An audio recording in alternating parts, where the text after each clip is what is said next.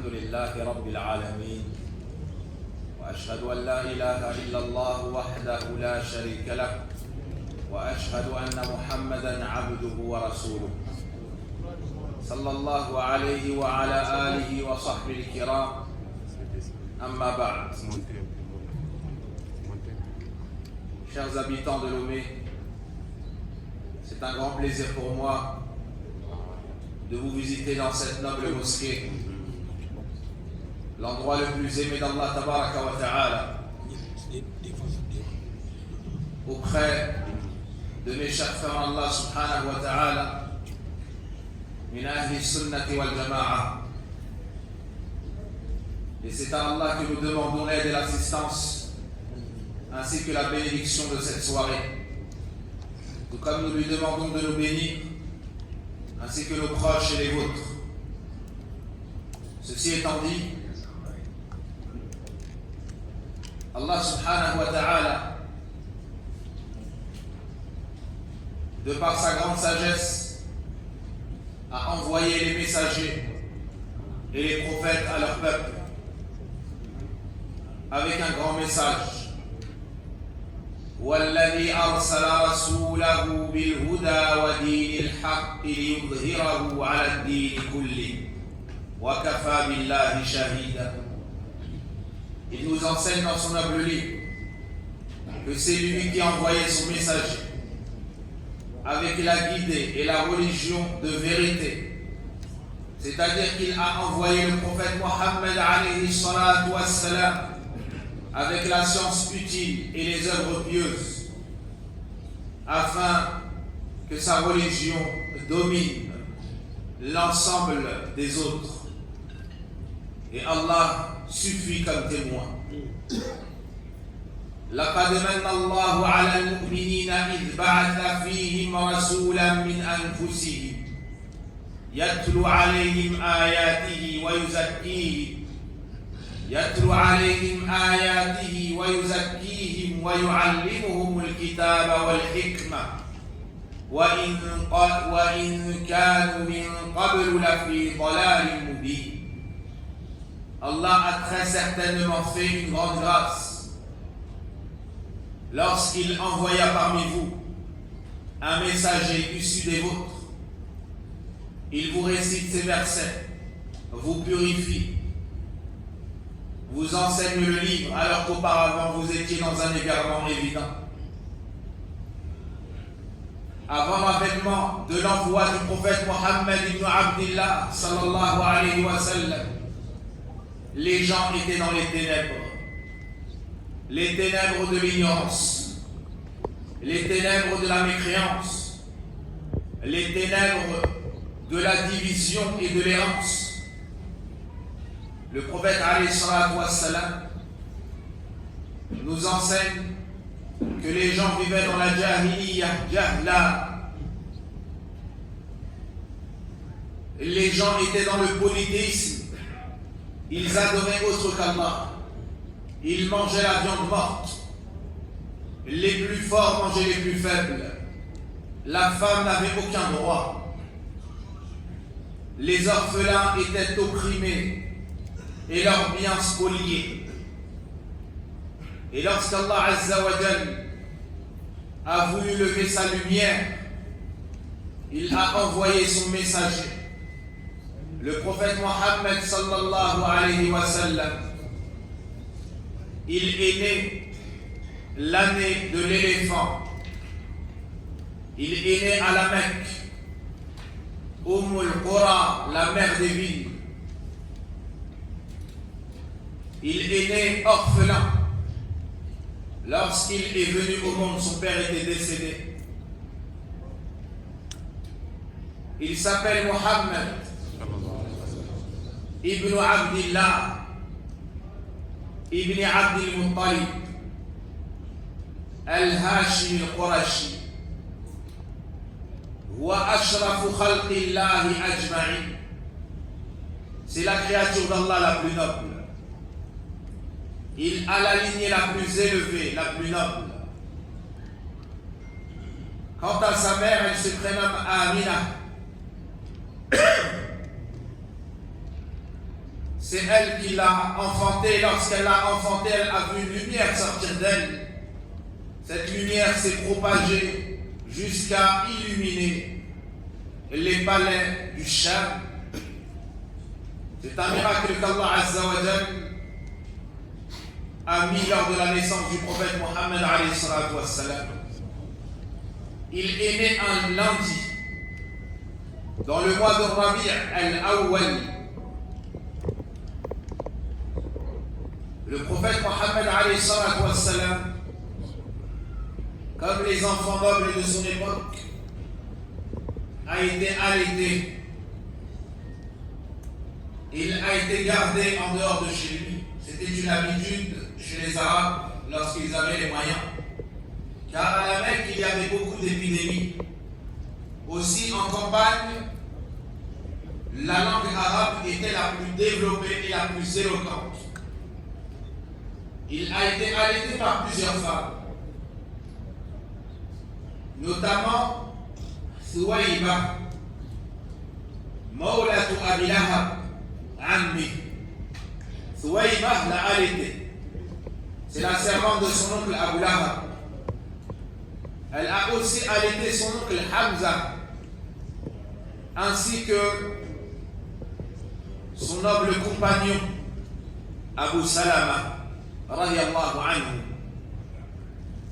Il a aussi été allaité par Halimatu al-Sa'diyya, qui l'a pris et l'a amené dans sa campagne de Bani Sa'd.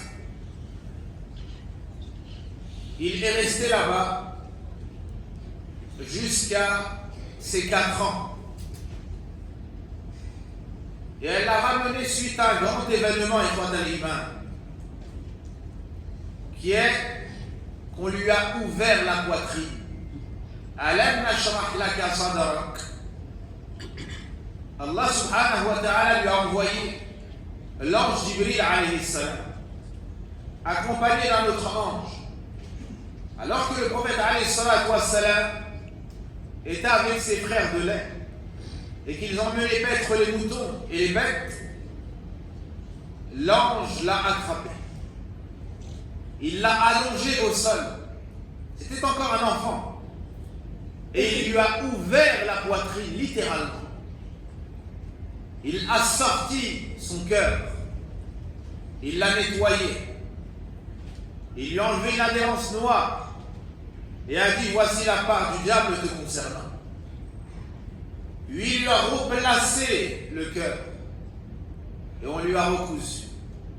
Certains parmi les compagnons disaient: je voyais encore la marque sur le prophète alayhi salatu wassalam.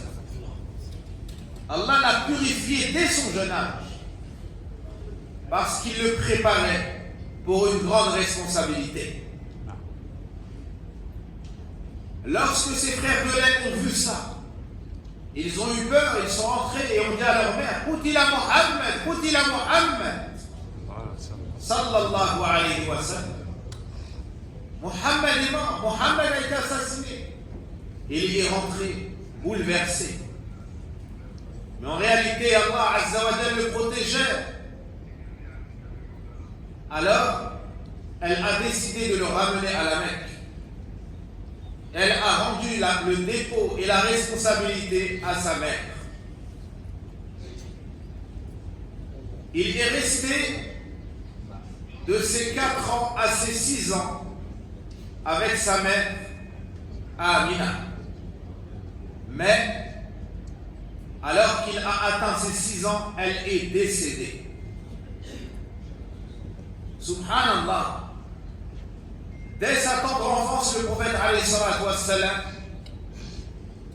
a grandi dans les épreuves.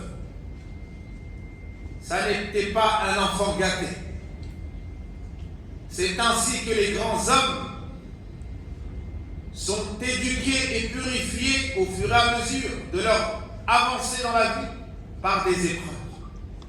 Mais ça ne fait que la rajouter pureté, élévation, force et endurance.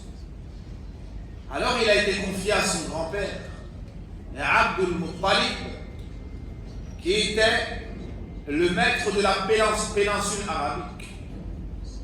est le chef de Quraysh, mais à ses 8 ans, son grand-père aussi est décédé. Il l'a confié à son fils Abu Talib. Le prophète alayhi salatu wa salam a donc été recueilli par son oncle, le frère de son père Abdullah. Il l'a fait grandir et l'a éduqué, l'a aimé, plus encore l'a préféré à ses enfants. Et lors de son premier voyage vers le Cham, il avait 12 ans. La première fois qu'il quitta la Mecque, dans un voyage, accompagné de son oncle Abu Talib et certains grands de Quraysh. Mais en chemin, ils rencontrèrent un homme appelé Bahira. Un homme appelé Bahira qui vivait dans une modeste cabane. Il n'avait pas l'habitude de sortir vers eux, ni de leur accorder attention. Mais ce jour-là, il est sorti à leur rencontre. Et c'est comme s'il cherchait quelqu'un ou quelque chose. Il a tourné autour du prophète Mohammed alayhi salatu wa salam. Il l'a saisi et a dit: Hada sayyidu al-alamin. Allahu Akbar. Voici le maître, voici le meilleur de l'univers. Alors ils lui ont dit: comment sais-tu cela? Il a alors présenté des signes de la prophétie sur lui. Puis, il leur a recommandé de le renvoyer à la Mecque. Parce que si les gens du livre le reconnaissent, ils l'assassineront. Après lourde insistance, Abu Talib le renvoya à la Mecque. Ce fut son premier voyage. Le prophète sallallahu alayhi wa sallam a grandi, mais pas comme n'importe quel enfant de son âge. Il a grandi sous la protection d'Allah subhanahu wa ta'ala. Il ne faisait pas le polythéisme comme les gens de son peuple. Il n'a jamais adoré al-asnam, ni al-awthan, jamais, sallallahu alayhi wa sallam. Son peuple consommait les boissons enivrants, le vin, l'alcool. Certains faisaient le tawaf nu autour de la Kaaba. Et ils n'avaient pas de pudeur.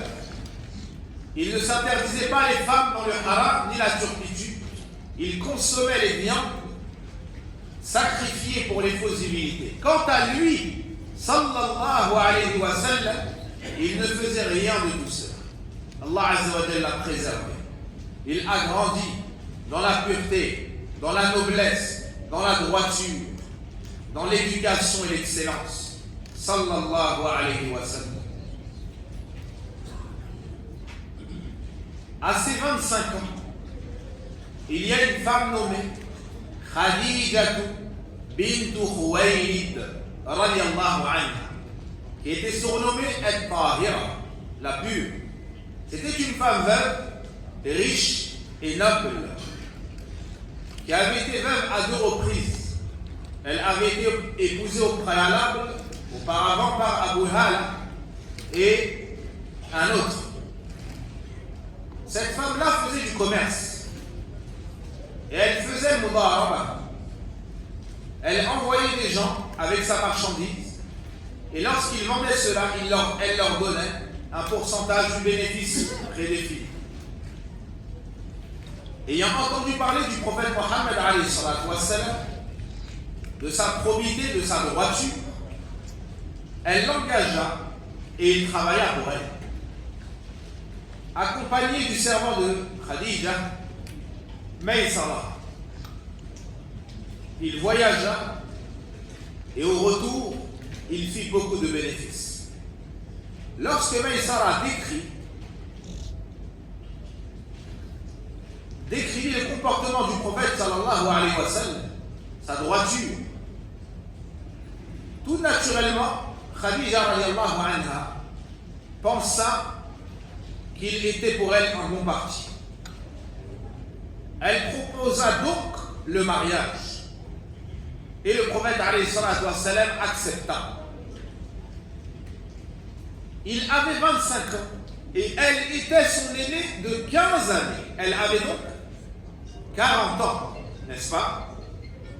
Et de là, il y a un grand enseignement à Ikhwat al-Iman. C'est que le choix de l'épouse ne se fait pas de manière rapide et irréfléchie. Et qu'il n'est pas reposé en premier lieu sur l'âge. Le prophète alayhi salatu wassalam a accepté parce que c'était une femme noble, une femme droite, de haute moralité. Il l'a donc épousée et c'est son oncle qui la maria, car son père était déjà décédé. D'elle, il a eu l'ensemble de ses enfants, sauf Ibrahim, qui est le fils de Maria, n'est-ce pas? Il a eu 7 enfants, sallallahu alayhi wa sallam. 3 garçons et 4 filles. À certains prophètes, Allah n'a donné que des garçons. Qui peut nous donner un exemple? Quel prophète n'a eu que des garçons? Prophète Yaqub alayhi salam. Il a eu Youssouf et ses 10 frères. Quel autre exemple? Ibrahim alayhi salam. Il a eu Ismaïl, puis Ishaq. À d'autres, Allah n'a donné que des filles. Qui peut nous donner un exemple de prophète? Naam. L'autre. Naam. Alayhi salam. Et quant au prophète alayhi salatu wassalam, Allah lui a uni entre les filles et les garçons. Quels sont les prénoms des garçons du prophète alayhi salatu wassalam? Qui nous répond à cette question? Les garçons qui discutent, vous qui discutez au fond, les jeunes hommes là-bas, donnez-nous les prénoms des garçons du prophète Mohammed alayhi salatu wassalam. Vous ne discutez plus? Avez-vous perdu la parole? Donc, les garçons, on vous écoute. C'est bientôt la rentrée ou c'est déjà la rentrée? Il faudra faire attention par rapport à cela. Donc, Indaman,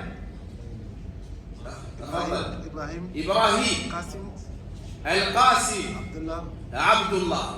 Et Abdullah, on le surnomme aussi comment?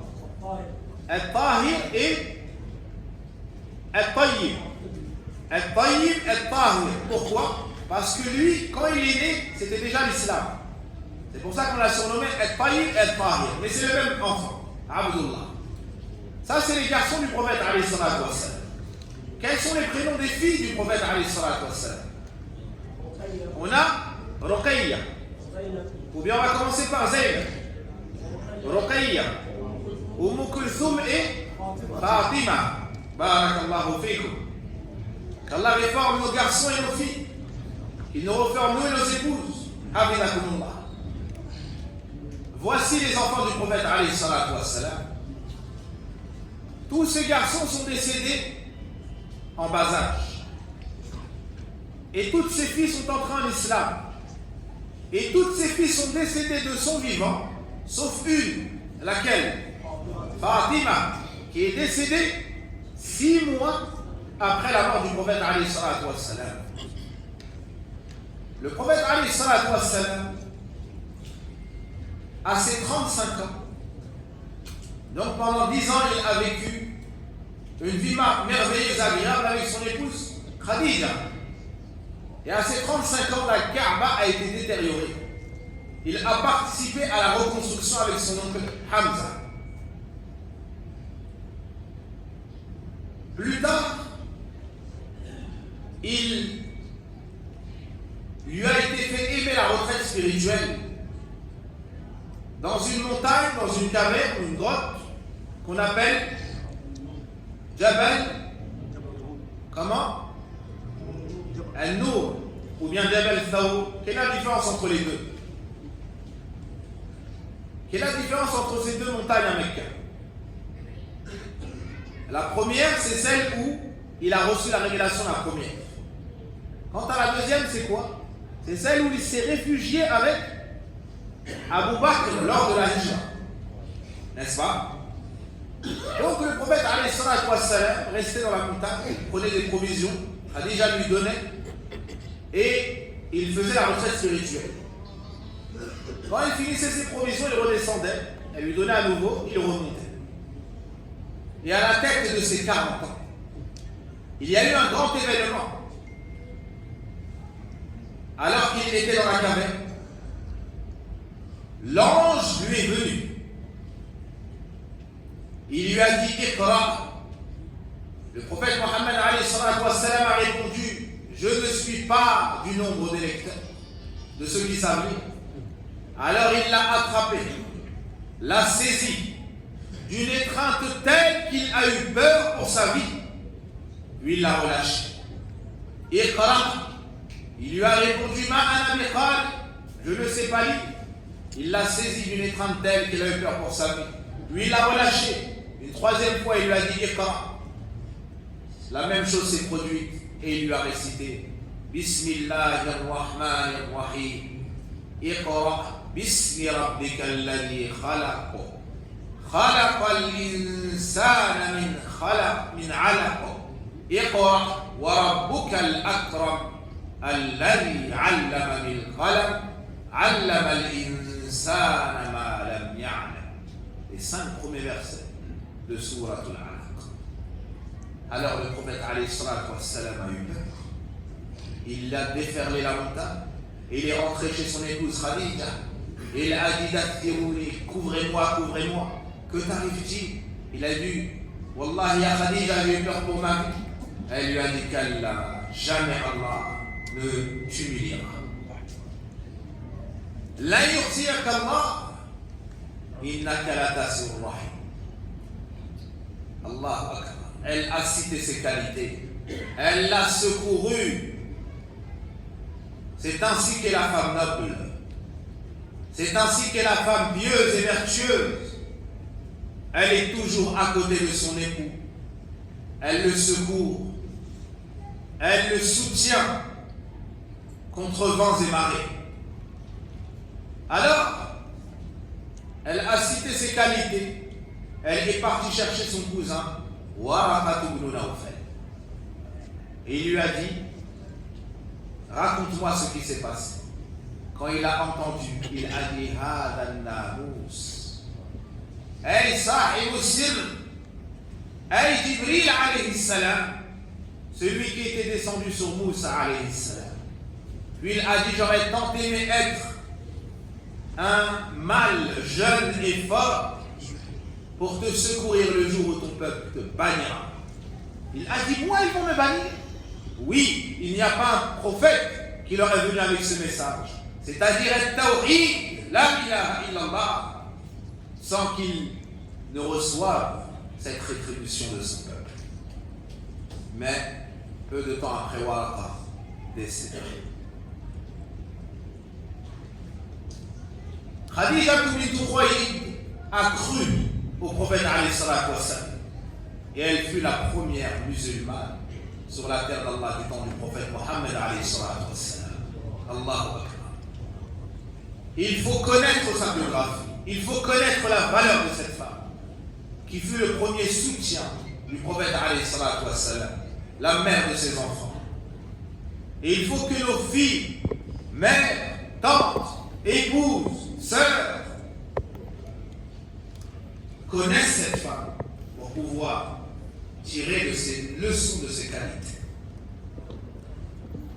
Plus tard, le prophète alayhi salatu wassalam a informé Abu Bakr qui a cru en lui, le premier homme, Ali ibn Abi Talib, le premier enfant, et d'autres ont cru en lui.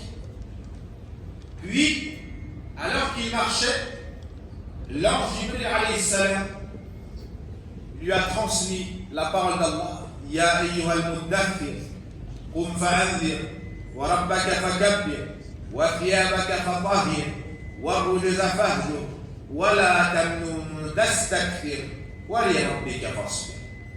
Ô toi le revêtu d'un manteau, lève-toi et avertis. Avertis ton peuple contre le shirk. وَرَبَّكَ فَكَبِّرْ. Vénère ton Seigneur par le tawhid. وَثِيَابَكَ فَطَهِّرْ. Purifie tes œuvres contre tout shirk. Et ainsi de suite. Il a donc réuni ses proches. وَأَنذِرْ عَشِيرَتَكَ الْأَقْرَبِينَ. Et avertis tes proches parents. Commence par les proches. Et là, il a réuni ses proches et leur a dit qu'il était le messager d'Allah envoyé à l'ensemble. Et là, son oncle Abu Lahab a dit, c'est pour ça que tu nous as réunis. Tabbalak. Il a manqué de respect au prophète sallallahu alayhi wa sallam et lui a dit que tu perds à tout jamais. Allah Azza wa Jal a révélé Tabbat yada abi lahabin wa tab. Comme on l'a entendu dans la lecture de notre imam à la prière du Maghrib. Que les mains de Abu Lahab périssent. On a cité les mains parce que c'est la base des actions. Tout ce qu'il va entreprendre est donc voué à l'échec. Celui qui défie le prophète Mohammed alayhi salatu wa sallam est voué à l'échec.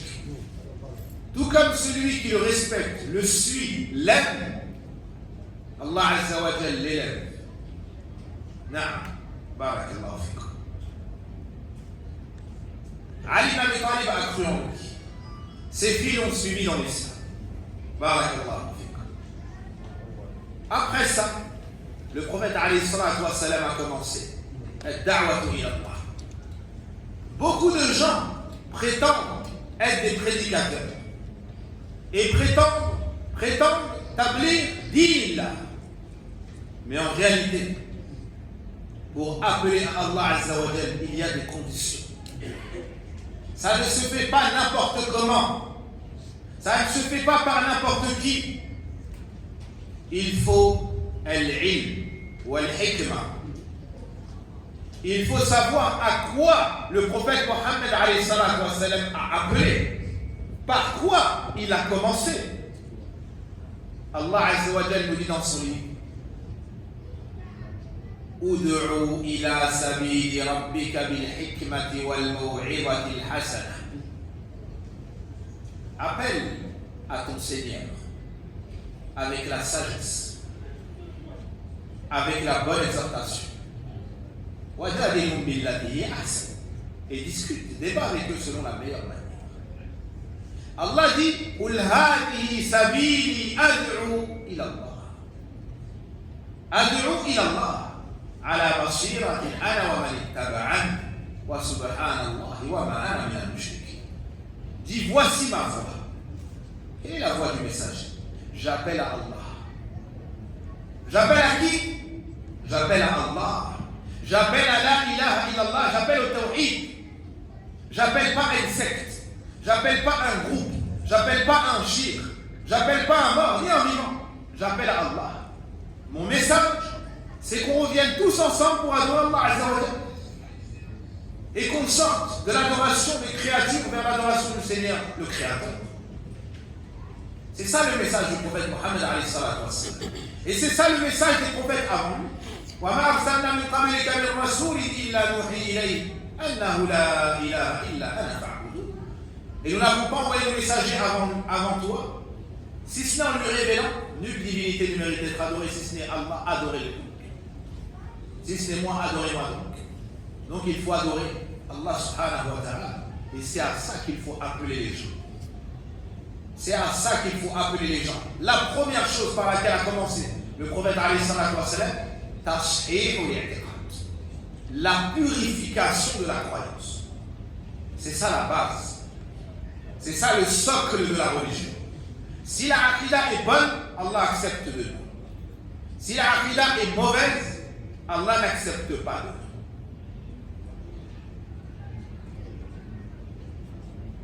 nous. Lorsque Kuffar Quraysh ont adoré autre qu'Allah, pourtant ils avaient des bonnes actions, pourtant ils faisaient le pèlerinage, pourtant ils faisaient le tawaf, Pourtant, il liait les liens de parenté, il respectait la personne âgée. Mais Allah Azza wa Jalla n'a pas accepté. Pourquoi? Parce que la aqidah était mauvaise. Parce que la croyance était mauvaise. Hein? Imagine une personne qui a fait ses ablutions. Elle a fait ses ablutions, elle a prié la prière du Maghrib. Mais avant le Isha, il rentre aux toilettes. Il fait ses besoins, karamakumullah, et il ressort. Est-ce qu'il peut venir prier l'Isha comme ça? Est-ce qu'Allah va accepter? D'accord. S'il prie, en apparence, il a prié, n'est-ce pas? Mais est-ce que c'est accepté chez Allah? C'est pas accepté. Tu n'adores pas Allah comme toi tu veux. Tu es le serviteur d'Allah. Le serviteur, il écoute son maître. Et notre maître, c'est Allah subhanahu wa ta'ala. Et il a décidé qu'il n'acceptait que ce qui était pur. Ala lillahi dinul khalis. N'est-ce pas? Allah qui appartient à la religion pure. Le prophète alayhi salatu wa salam nous dit, Allah dit, Ana aghna shuraka'i 'ani shirk. Man 'amila 'amalan ashraka ma'iya fi ghayri taraktuhu wa shirka. Je suis celui qui se passe le plus d'associés. Celui qui fait une action et me donne un associé, je l'abandonne. Lui et son associé. Allah n'accepte que ce qui est fait pour lui sincèrement. Sincèrement. وَمَا أُمِرُوا إِلَّا لِيَعْبُدُوا اللَّهَ مُخْلِصِينَ لَهُ الدِّينَ حُنَفَاءَ. C'est cette voie qu'Allah Azza wa Jalla nous a légiféré. C'est cette voie qu'Allah accepte. Donc celui qui veut prêcher, il doit inviter les gens à la purification de la croyance. Il doit inviter les gens à la ilaha illallah Muhammadur Rasulullah. Il doit appeler les gens à revenir au Coran. Il doit appeler les gens à revenir au hadith. Pas à la raison et la faire devancer sur les textes. Et il n'est pas venu que dans cette mosquée on a enseigné Sahih al-Bukhari, Allahu Akbar. Le livre le plus authentique après le Coran. Moi, par l'imam Malik, c'était le livre le plus authentique avant Sahih al-Bukhari. Non. Ça, c'est une barakati rajul. Le fait qu'il donne de l'importance au Coran, le fait qu'il donne de l'importance au hadith. Mais il y a un troisième point très important. C'est qu'on doit prendre le Coran, on doit prendre le hadith. Mais comment est-ce qu'on va comprendre ça? Il faut comprendre ça comme les plus prédécesseurs l'ont compris. As-salatu salih. Naam. Les compagnons du prophète alayhi salatu wa salam, at-tabi'un, atba'u at-tabi'in. فإن آمنوا بمثل ما آمنتم به فقد اهتدوا وأن هذا صراطي مستقيما فاتبعوه ولا تتبعوا السبل فتفرق بكم عن سبيله. Et voici mon chemin droit dans toute sa rectitude. Suivez-le. Chemin droit, c'est l'islam. Chemin droit, c'est le Coran. Chemin droit, c'est le suivi du prophète alayhi salatu wa salam. Donc le prophète alayhi salatu wa salam a commencé la da'wa. Il sortait au marché et il disait Ya ayyuhan nas, qulu la ilaha illallah tuflihu. Dites la ilaha illallah, vous obtiendrez la réussite. Et pendant 10 ans comme ça, il a invité les gens au tawhid. Il a invité les gens à adorer que Allah, à délaisser la religion de leurs ancêtres, à délaisser le culte pour El-Lat, pour El-Uzza, pour Mana, pour Hubal, à ne pas adorer les anges, ni les prophètes, ni le soleil, ni la lune, ni les arbres, ni les pierres, adorer que Allah subhanahu wa ta'ala. ومن آياته الليل والنهار والشمس والقمر لا تسجدوا للشمس ولا للقمر واسجدوا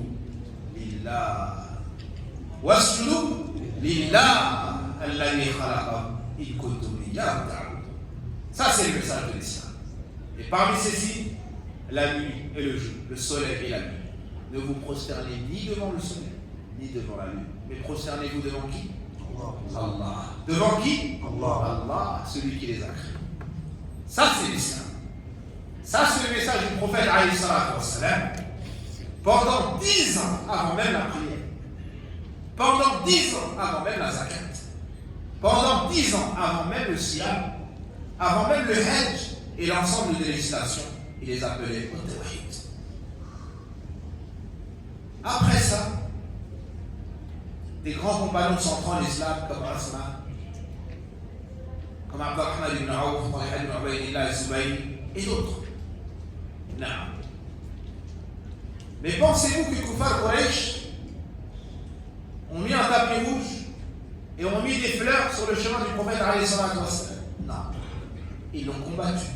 Ils sont venus voir Abu Talib. Ils lui ont dit, viens ton neveu de se taire. Il nous cause du tort. Il insulte nos parents, nos ancêtres. C'est comme cela quand tu viens avec la vérité. On va parler sur toi. On va mentir sur toi. Le faible, il va laisser.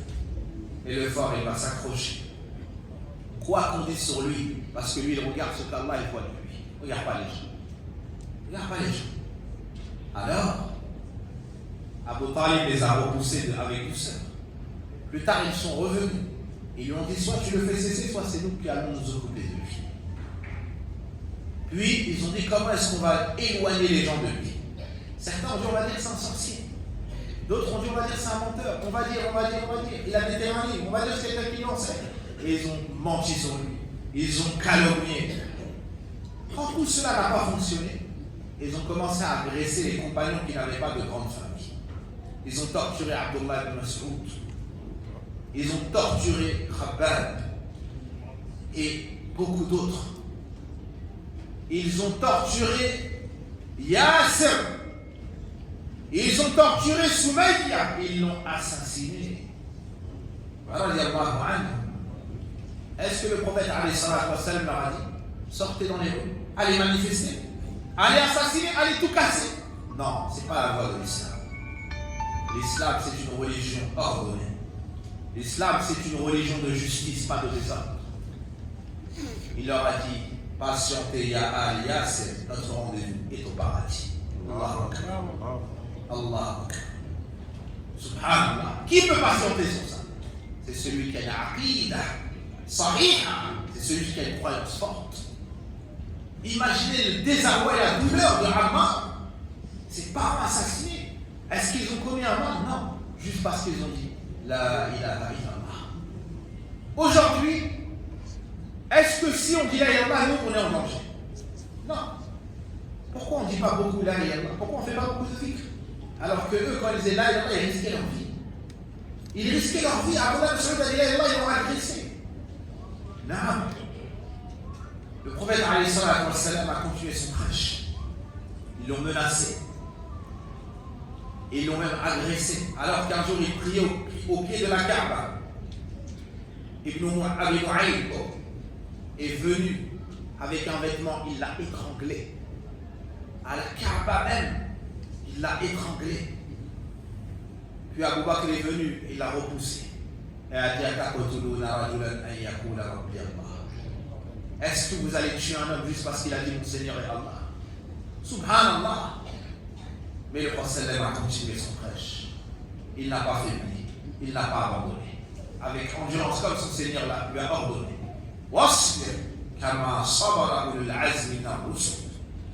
Endure comme l'ont fait les prophètes ou les messagers les plus doués de fermeté. Ils ont commencé à assassiner les compagnons, torturer d'autres, jusqu'à arriver au moment où le prophète alayhi salatu wassalam ne trouvait plus de soutien. Alors il a décidé de sortir de Mecca pour demander du soutien. Mais ils n'ont pas accepté. Que s'est-il passé?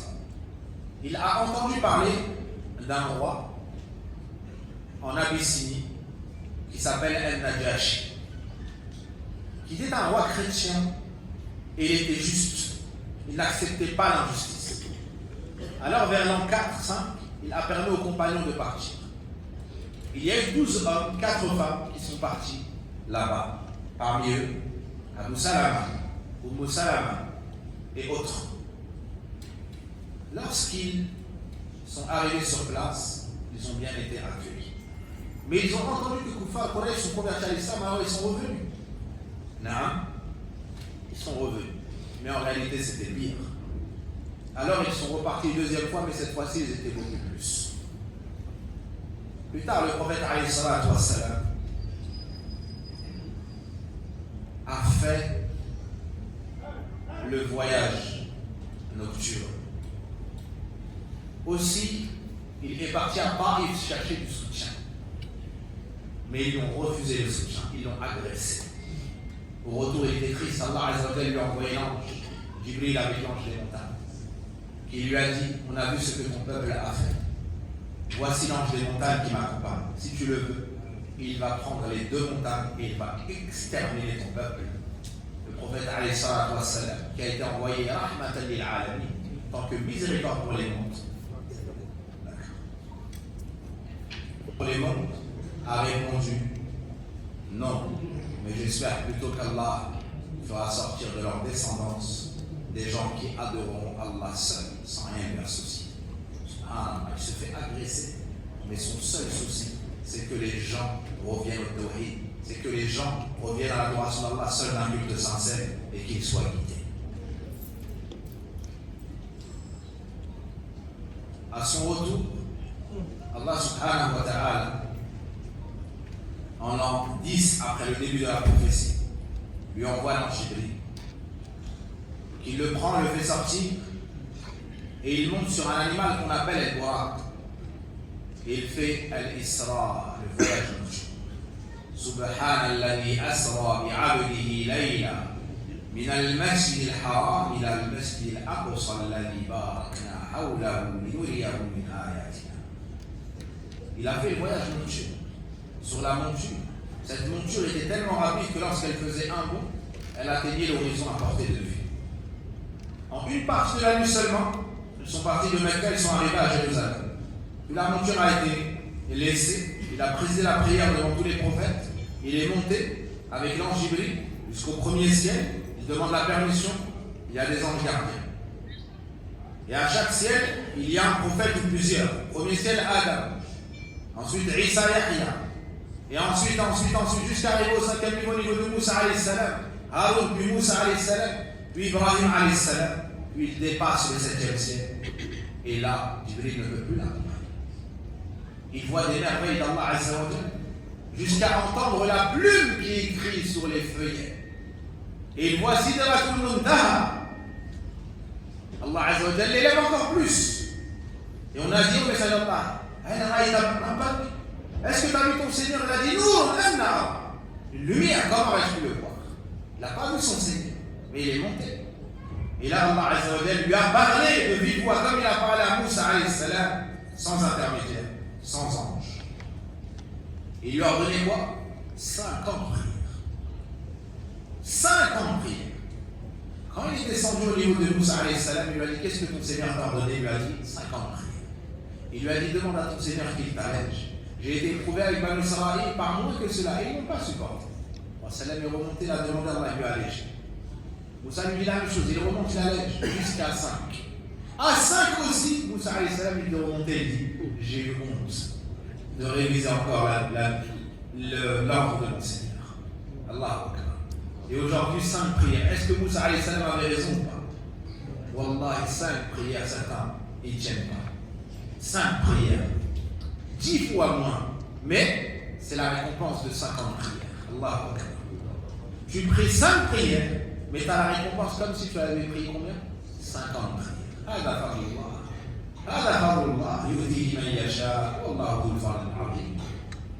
Alors, il revient à la Mecque.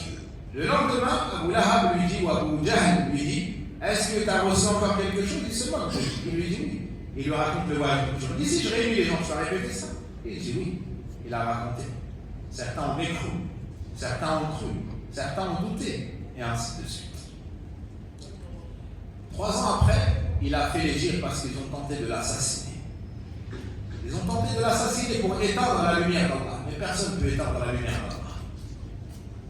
Voyez-vous celui qui يريدون أن يطفئوا نور الله بأفواههم والله متم نوره ولو كره الكافرون.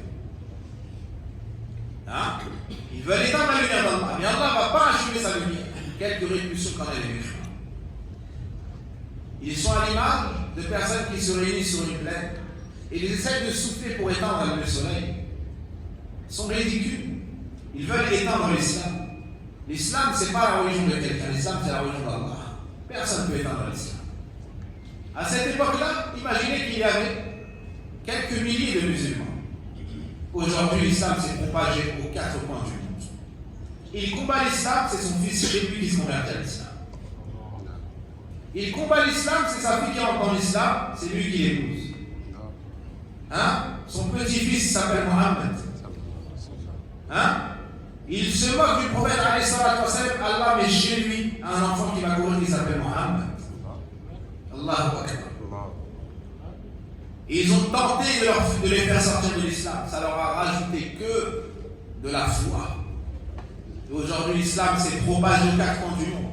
Aujourd'hui, l'islam est en Afrique. Les premiers qui ont accueilli les Sahaba au monde, c'est les Africains. Et voilà, les premiers qui ont accepté, qui ont recueilli, défendu Sahaba au monde, c'est en Afrique. C'est en Afrique. Il faut connaître la valeur de cet islam. On ne suit pas l'islam parce que notre père est musulman. On suit l'islam parce que c'est la vérité. Le prophète sallallahu alayhi wa sallam, est-ce qu'il a suivi la religion de son père? Non, parce que c'était le faux. Parce que c'était le shirk. Par contre, qu'est-ce qu'il a dit Youssouf alayhi salam? وَاتَّبَعْتُ مِلَّةَ آبَائِي إِبْرَاهِيمَ وَإِسْحَاقَ وَيَعْقُوبَ. Youssouf alayhi salam, lui, il a suivi la religion de ses pères. Pourquoi? Parce qu'ils étaient sur l'islam. Hein? Yaqub, Ishaq, Ibrahim alayhi salam. Donc nous, on ne suit pas la religion parce que c'est la couleur. Parce qu'il a la même origine. Parce qu'il a la même couleur, le même nom. Non. On suit parce que c'est la vérité. On suit parce que c'est la vérité. Le prophète alayhi salatu wassalam, ils ont essayé de l'assassiner. Ils ont dit comment on va éteindre l'islam. Certains ont dit on va faire ça, certains ont dit on va faire ça. Puis ils sont tombés d'accord pour dire on va prendre le jeune le plus fort de chaque tribu. Il va prendre l'épée. Ils vont tous venir ensemble. Et ils vont le taper d'un seul et même coup. Et ils n'auront pas le choix, Banu Hashim, d'accepter, si ce n'est le prix du sang.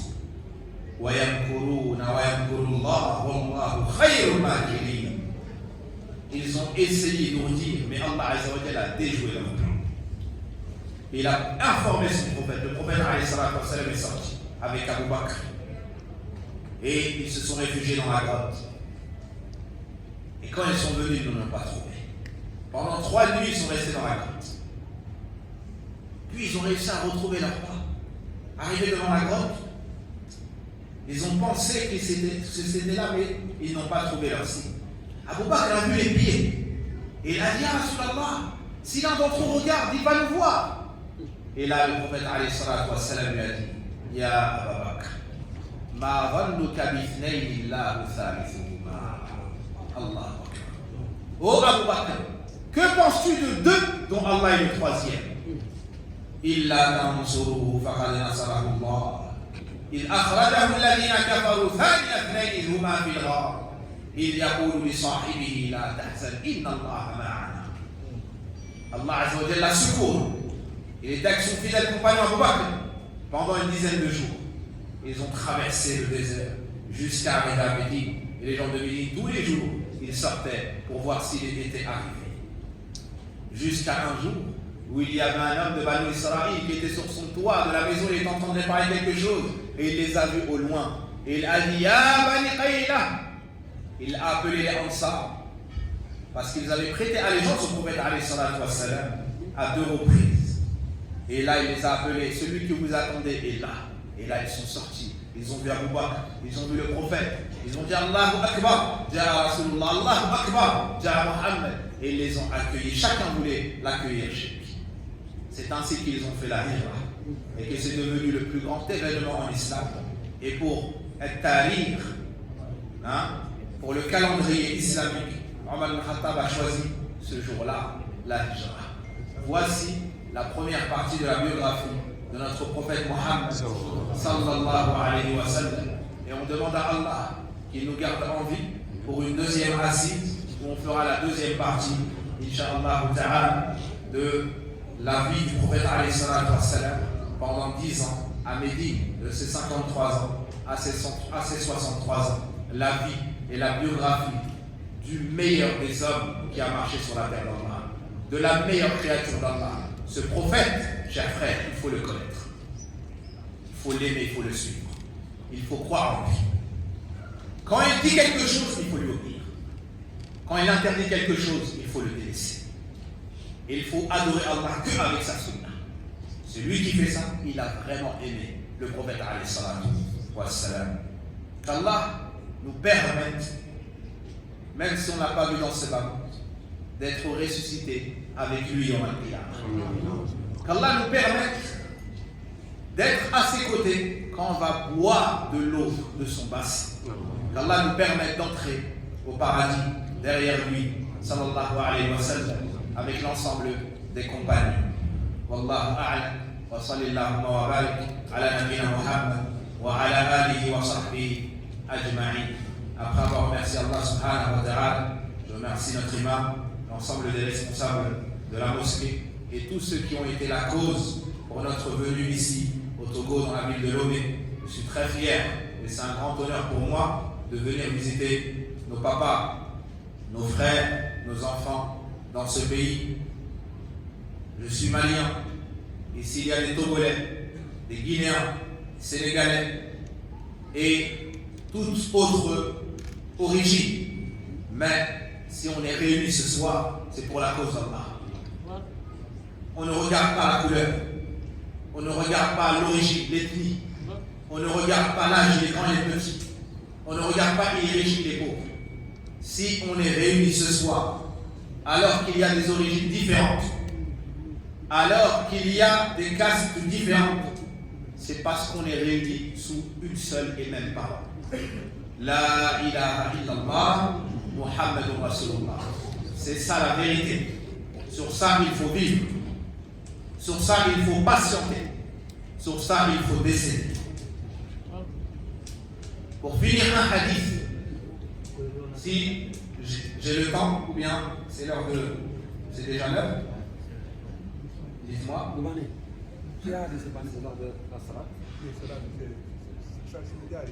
D'accord. 2 minutes. Je vais finir sur un beau hadith. Et tous les hadiths sont beaux. Le prophète alayhi salatu wa sallam a dit Yawm al-Qiyamah, Allah va ressusciter des gens sur des chairs, sur des chaises faites de perles précieuses, d'émeraudes ou bien de rubis. Alors les prophètes et les martyrs vont les voir et ils vont espérer être à leur place. Mais qui sont-ils? Les compagnons. Le prophète alayhi salatu wa sallam a dit Laysu bi anbiya wa la shuhada. Ce sont ni des prophètes ni des martyrs. Ce sont des gens de tribus différentes, de pays différents. Yajtami'una ala dhikrillah. Mais ils se sont réunis pour le rappel d'Allah. As'alullah yaj'alana minhum. On demande à Allah de nous joindre à eux. اللهم صل على محمد وعلى ال محمد كما صليت على ال ابراهيم انك حميد مجيد. اللهم بارك على محمد وعلى ال محمد كما باركت على ال ابراهيم انك حميد مجيد. ربنا اتنا في الدنيا حسنه وفي الاخره حسنه وقنا عذاب النار. اللهم اغفر لنا ذنوبنا وكفر عنا سيئاتنا وتوفنا مع الابرار. اللهم ات نفوسنا تقواها وزكها انت خير من زكاها أنت وليها ومولاها. اللهم اشف مرضانا ومرضى المسلمين. اللهم اشف مرضانا ومرضى المسلمين. اللهم إنا نسألك الجنة وما قرب إليها من قول أو عمل ونعوذ بك من النار وما قرب إليها من قول أو عمل.